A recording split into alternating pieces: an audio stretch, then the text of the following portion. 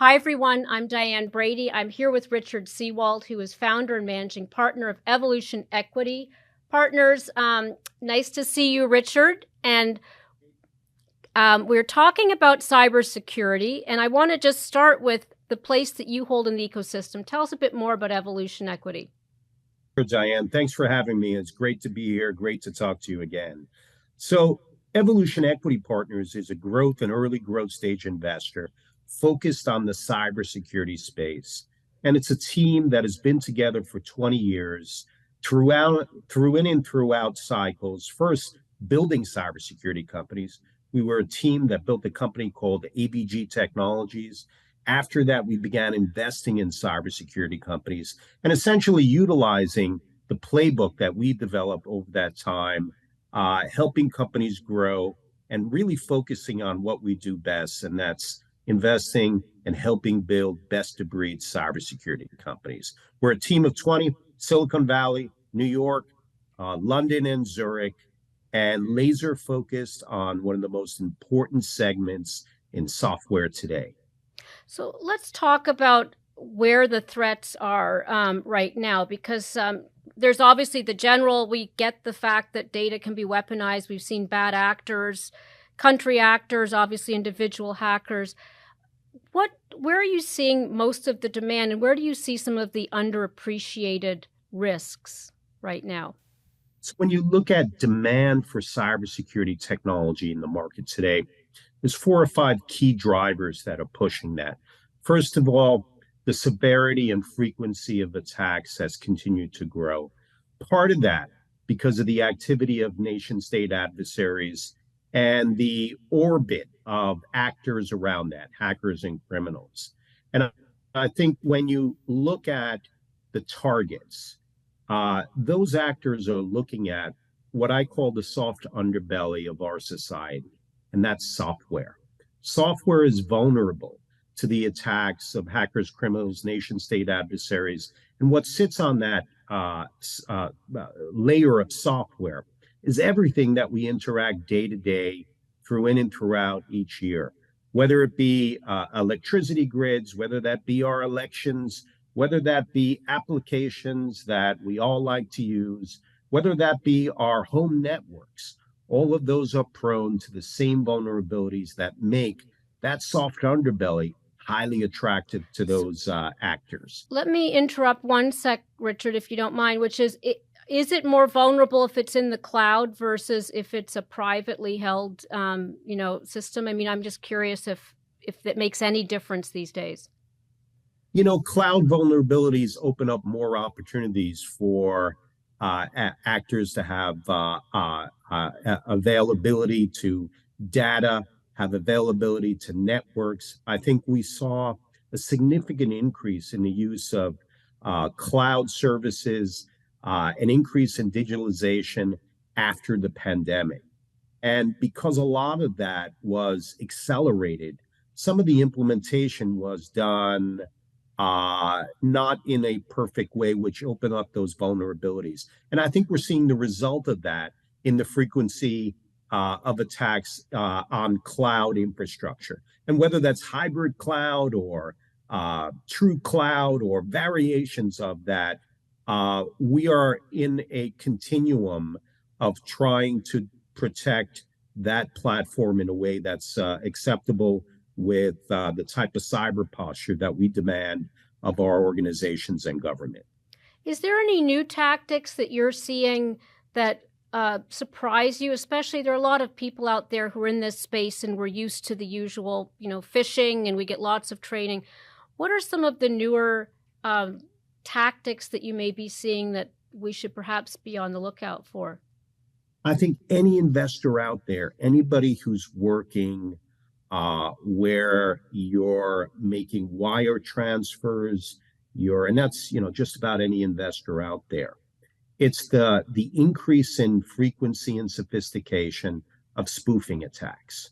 There's been news out there recently of I guess politicians who had their platforms hacked and wire transfers were made improperly as a result of spoofing.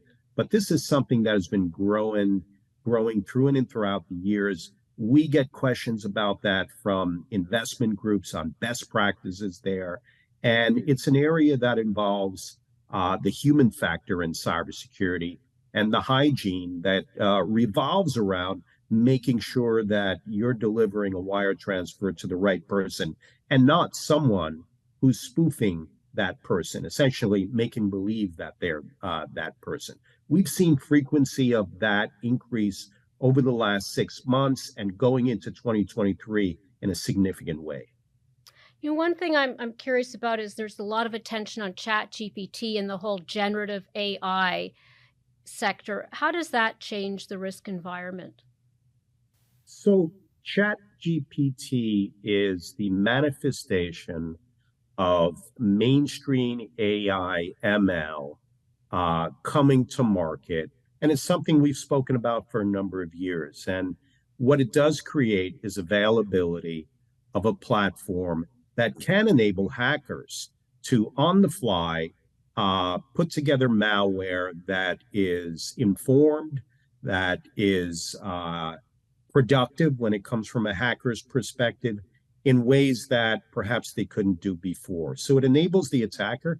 It also enables cybersecurity companies that are acting to defend and protect against that to counter that. So there's a bit of a cat and mouse game that is being produced with chatbots like ChatGPT and others.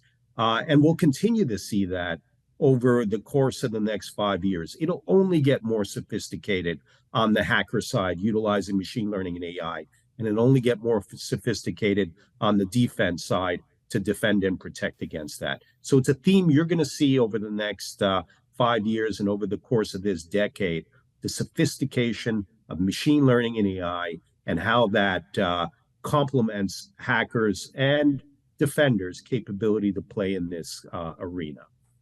One thing I think is interesting is we've seen these universities that have started to ban TikTok. We've done a lot of coverage here about TikTok and ByteDance.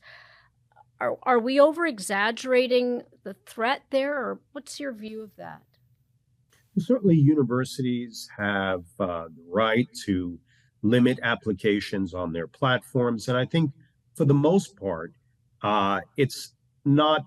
It's only limiting what's on that university platform. So they're not telling students that they can't use these applications off campus and off campus Wi-Fi. But what they're addressing is a concern that it has existed for some time, and it's the potential of weaponizing data that is pulled off of just about any network. Now, we're all used to utilizing applications, the web, where certainly our identity and our behavioral dynamics are being picked up by vendors. However, in this case, TikTok happens to be controlled by a potentially adversarial nation state. And the concern there is that the weaponization of data would work to the detriment of organizations, universities, governments, and even individuals at some point.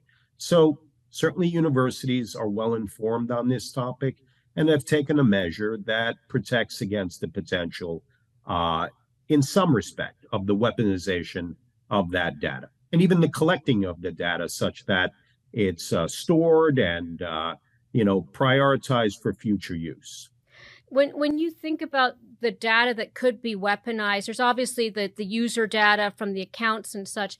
Is it the content as well? I'm thinking of some of these deep fakes we've seen where, Tom Cruise suddenly emerges from a picture. Is it, how broadly is this threat manifest itself? What kind of data can really be weaponized?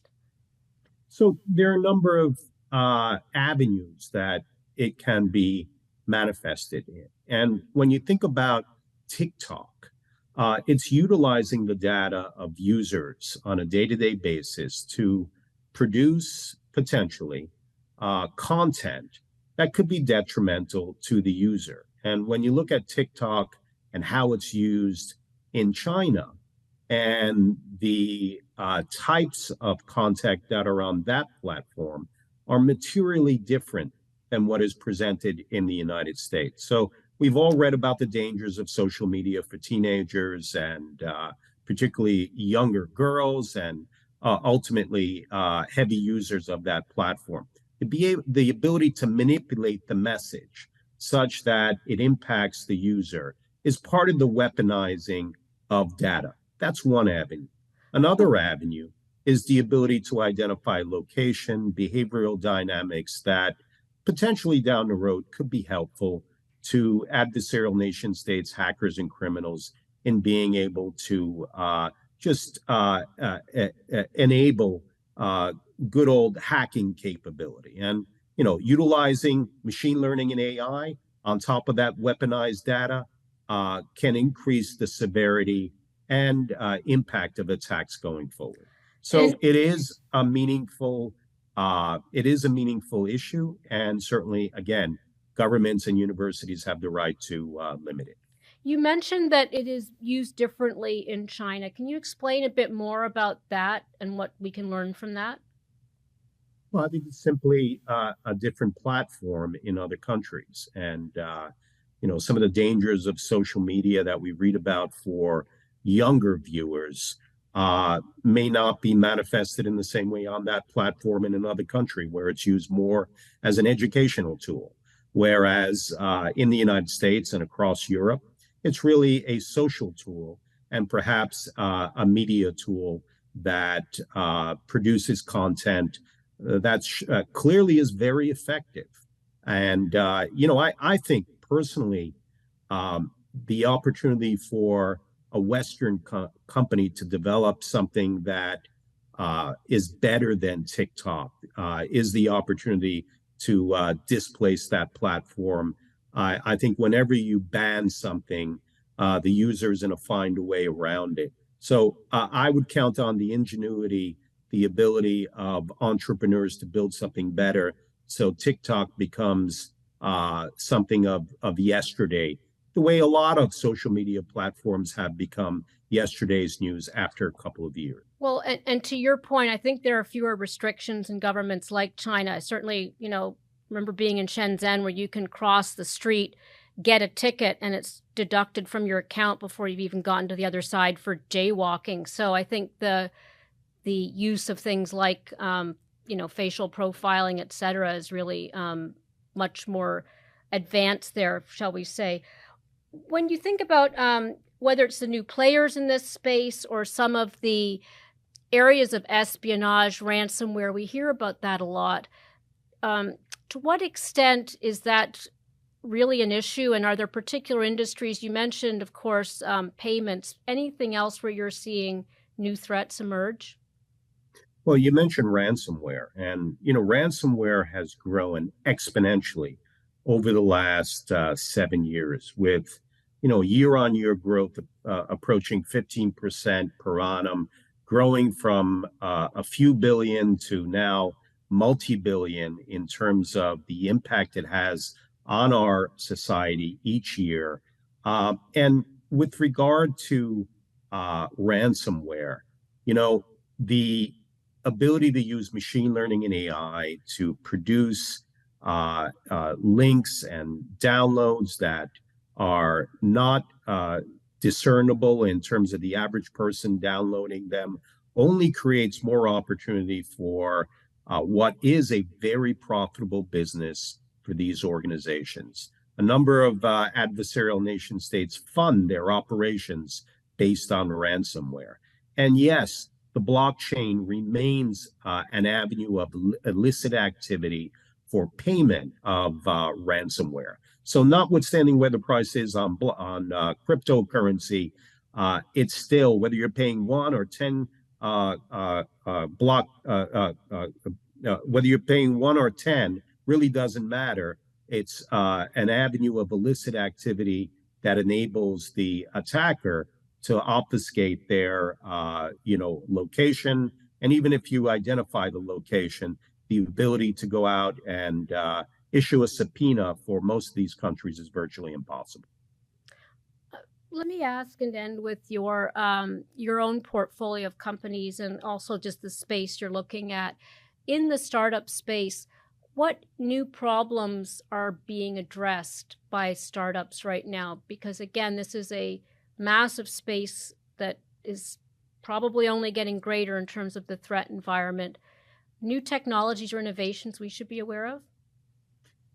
I think when you look at technology that's focused on the developer, traditionally, the developer has had tools that has enabled engineers and developers to safely operate, but that's moved in a significantly forward direction. So the whole phenomena of shift left in cybersecurity, shifting left to the developer phase, has created an opportunity where companies like our portfolio company, Sneak, has dominated in terms of being able to provide the tools and capability for software engineers to build technology, build software that is a cybersecurity safe and has the ability to scale without having the impact of, let's say, the SolarWinds hack, where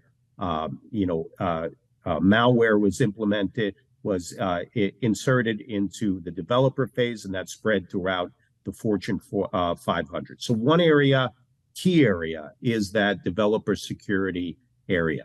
Second, analytics. We've invested in a company called Security Scorecard, which is a cybersecurity risk rating platform.